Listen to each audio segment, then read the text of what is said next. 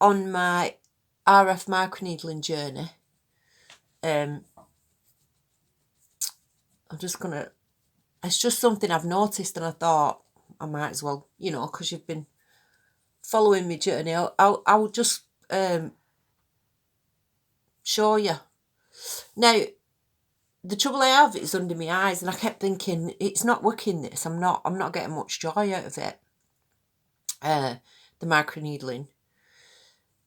And I'm looking, and on surface, because I've had them that long now, I was thinking, they look the same. I've just been looking back on some of my videos, and I touch my eyes a lot on the videos, if you notice. When I was touching my eyes on the videos, this is how I've noticed the difference. When I've been touching my eyes on the videos, I noticed that, like, the fluid in my cheeks were, like, moving a lot. And I was looking, and I thought, well, that's odd. Anyway, when I look now, and when I snapped, it's called a snap test. So when I did that under my eyes, it was taking ages to go back. That one's better. It was taking ages to go back. It was really baggy under my eyes, and I was getting down about it, as you know. So anyway, I was looking, and so I thought, well, I'll just check. And when I do that, there's hardly any of that fluid that was under my eyes before. They're not prominent like they were before. If I can find any pictures, I'll try and do a comparison for you. I need some Botox in my top lip. That'll be my next video. I did my friend's Botox in a top lip for a smoker's lines. She had quite a few. I'll try and add it into this video for you, so you can see the work I do as well, because I don't just do this. Obviously, I do some work. Anyway, I digress, because again, we start seeing other things that we want to get rid of, don't we, when we're on making these videos. I did the fat dissolve. I managed to bruise myself. That's because I'm doing it to myself. But that's not as big as it were. Now, that were big. That were another one of my issues. Anyway, back to the eyes. So they've tightened up a hell of a lot, because the snap test, they just weren't going back to how it was. So I'd recommend this RF microneedling to you. Give it a go. I know it's expensive. They do all different types. They do a Morpheus 8, which is supposed to be fantastic. It's the same as that, really. Just a different shape machine. The handling of it's different. What I would advise people are, I kept saying to you, didn't I, when I was doing the RF microneedling, and I kept saying,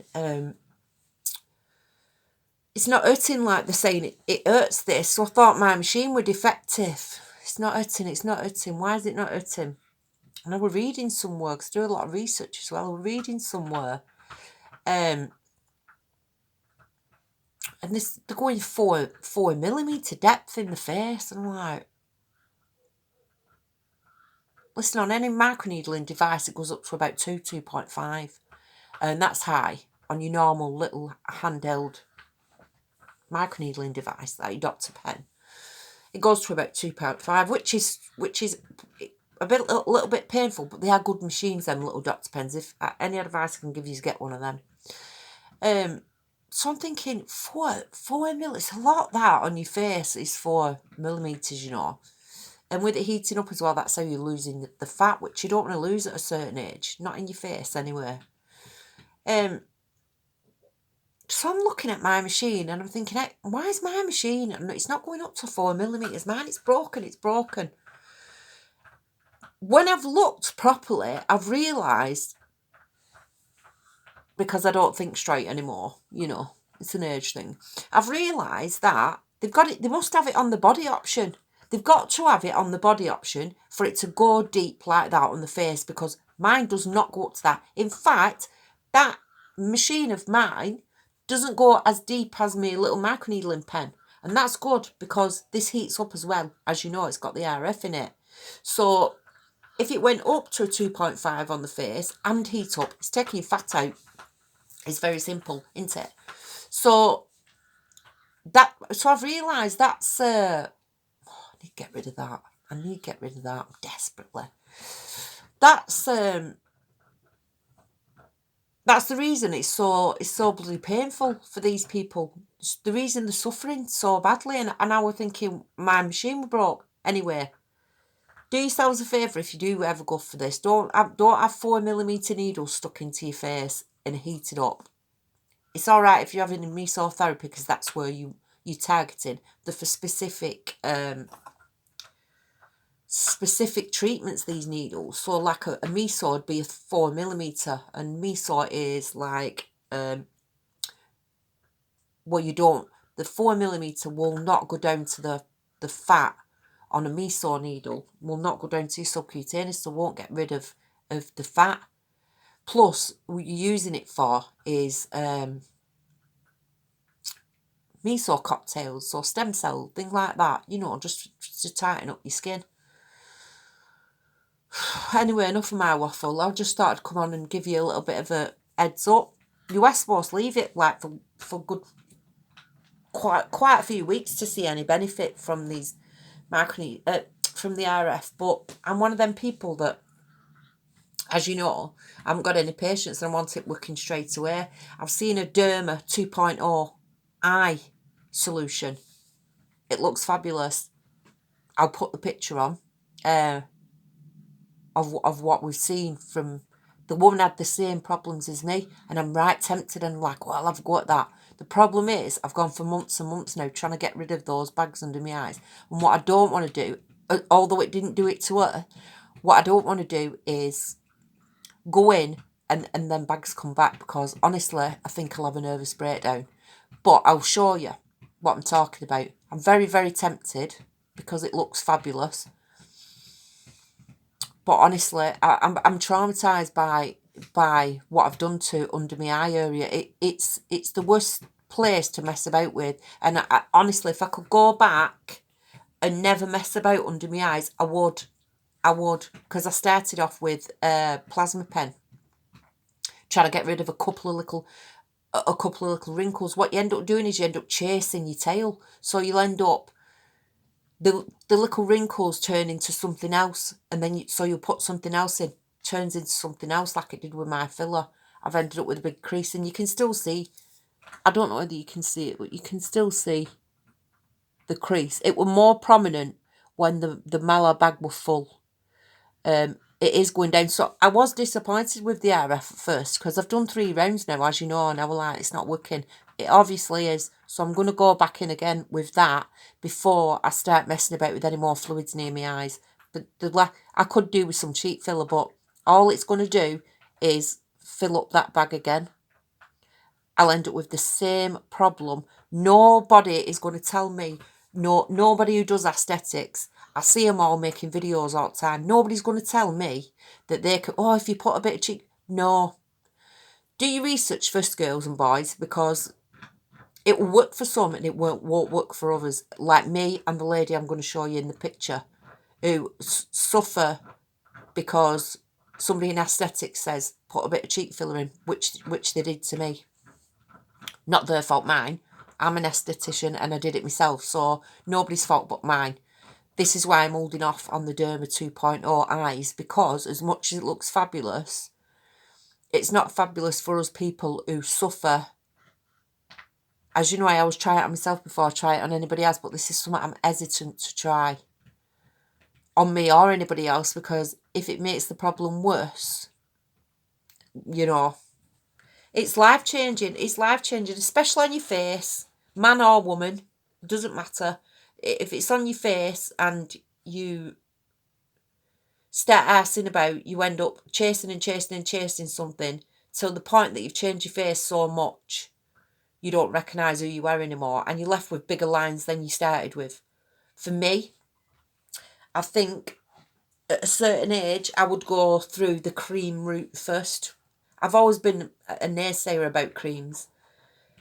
When you do aesthetics, you go through all the training, and as much as people don't think we do, we go through all the trainings, as in molecule size and what can get into your skin, what can seep into your skin, because I've said this before in multiple videos that, you know, if anything was able to pass your skin, you'd be poisoned to death constantly, wouldn't you? Because of whatever's in the air, or, you know, anything using chemicals, they'd seep straight into your skin, the fumes of them, anything that touch your skin, whatever. It's the molecule size that depends on whether you can go through your skin. When you research more on it, I mean, people don't go and buy creams and think, I'll research first, see what the molecule weight of this is, and does it actually soak into the skin, and will it do anything when it gets in there? It's trial and error, isn't it? What I would say is, watch these people who use them, watch influencers, watch all these people, and see if it actually does do anything to them before you start going down the route of having anything shoved into your face. Now, I'm talking myself out of a job here because this is what I do for a living. What I don't do is shove anything into people, because I know how I've suffered over this. We're talking over a year now that I've messed about with my eyes and did this to my eyes. It's been a long time and I'm still having the problem. This is why I'm hesitant to shove anything into my face that will exasperate the problem. I've got them down to where they are now. I would love for them to completely disappear like they have in that picture of this lady I'll show you, but it just be my luck they'll go back to square one again, and I can't cope with that. It was horrendous. It made me look even older than I am, but I don't want it. So anyway, I've come in here to tell you that if you are thinking about having this RF microneedling, go to somebody who knows what they're doing. I don't think 4mm, I think that's too much on your face. It wouldn't matter on your body because you're not going to hit the subcutaneous, the fat level on your body. It's not going to hit it. You need 13mm needle to get down to the fat. And if you've got a really fat face, I shouldn't say that, but if you've got a really plump face, maybe it won't hit the subcutaneous, the 4mm then. But me personally, I wouldn't take that chance. If you've got a lovely round plump face, you want to keep it, especially at a certain age, as long as you can, because once you start losing that fat and that structure of your face, that's when your skin starts sagging down to your knees and you struggle to get it back up. So if anything is offered to you that you feel like is going to take the fat out of your face, don't do it as much as you think, oh, I don't like it though. You won't like it. It'll be worse when the fat won't come back and you're left with jelly bits like this, a neck like this. You know, look. Your whole face like melts into one with your neck, so that you end up with no neck. No neck. So front side, I'm sure you've seen in my videos, it was hanging like that. I've put some fat dissolve in now, but it was hanging like that. I mean, you want to get rid of it out of your neck, but not your face.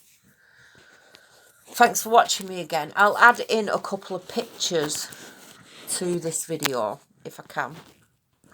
And I'll be back to show you another demonstration on something else. Until that time, adios.